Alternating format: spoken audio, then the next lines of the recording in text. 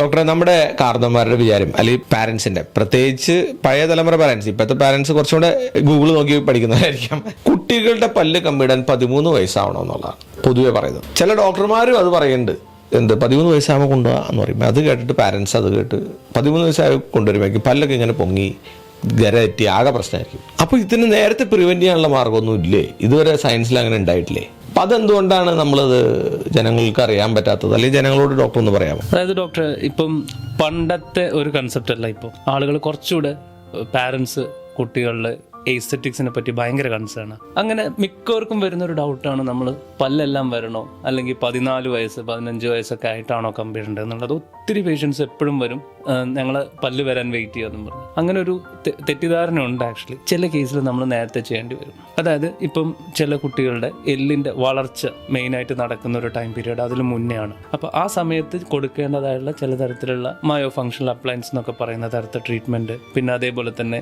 എല്ലിൻ്റെ ഈ പറഞ്ഞ പോലെ എക്സ്പാൻഷൻ എന്ന് പറഞ്ഞ ട്രീറ്റ്മെൻറ്റ് ഉണ്ടാവാം.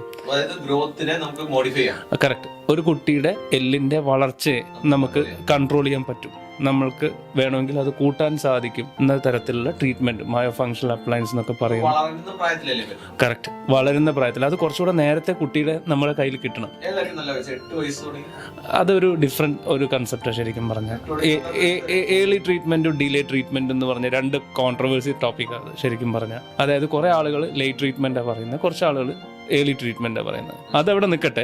പക്ഷെ നിർബന്ധമായിട്ടും കുട്ടീനെ നമുക്ക് നേരത്തെ കിട്ടിയാൽ ഒരുപാട് കാര്യങ്ങൾ നമുക്ക് കറക്റ്റ് ചെയ്തെടുക്കാൻ പറ്റും. ഈ വലിയ വലിയ കോംപ്ലിക്കേറ്റഡ് ട്രീറ്റ്മെന്റിലോട്ട് ഒന്നും പോവാതെ കുട്ടിയുടെ എല്ലിന്റെ വളർച്ചയെ നമുക്ക് നല്ല ഭംഗിയാക്കി എടുക്കാൻ പറ്റുന്ന തരത്തിലുള്ള അപ്ലയൻസസ് ഉണ്ട്. അത് മിക്കവർക്കും അറിയില്ല. നമ്മൾ ഈ ടെർമിനൽ സ്റ്റേജിലാണ് കൊണ്ടുവരിക. കുട്ടിയുടെ വളർച്ച കഴിഞ്ഞിട്ടുണ്ടാവും, എല്ലാ വളർച്ചയും കഴിഞ്ഞിട്ടാകുമ്പോൾ ചിലപ്പോൾ വരിക, പിന്നെ നമുക്കൊന്നും ചെയ്യാൻ ഓപ്ഷൻ ഇല്ലാതായി പോകും. പിന്നെ സർജറി മാത്രം ചെയ്യേണ്ടി വരും. ശരിക്കും പറഞ്ഞാൽ നമ്മളൊരു ഏർലി ട്രീറ്റ്മെന്റ് എന്നുള്ള രീതിക്ക് കാണിക്കണം എന്നാണെങ്കിൽ ഒരു 6 വയസ്സ് തുടങ്ങിയിട്ട് തന്നെ കുട്ടിക്ക് എന്തെങ്കിലും തരത്തിലുള്ള പ്രശ്നങ്ങളുണ്ടോ എന്ന് അസസ് ചെയ്യാൻ വേണ്ടിയിട്ട് ജസ്റ്റ് ഒരു ഓർത്തഡോണ്ടിസ്റ്റിനെയോ അല്ലെങ്കിൽ ആരെയും ഡെന്റിസ്റ്റിനെ കാണിക്കുക. അടുത്തുള്ളൊരു ഡെന്റിസ്റ്റിനെ കാണിച്ചിട്ട് എന്തെങ്കിലും പ്രശ്നങ്ങൾ ഭാവിയിൽ ഡെവലപ്പ് ചെയ്യാൻ ചാൻസ് ഉണ്ടോ എന്ന് നമുക്ക് അറിയാൻ പറ്റും. ഉണ്ടെന്നുണ്ടെങ്കിൽ നേരത്തെ തന്നെ കറക്റ്റ് ചെയ്യാൻ വളരെ നല്ലതാണ്.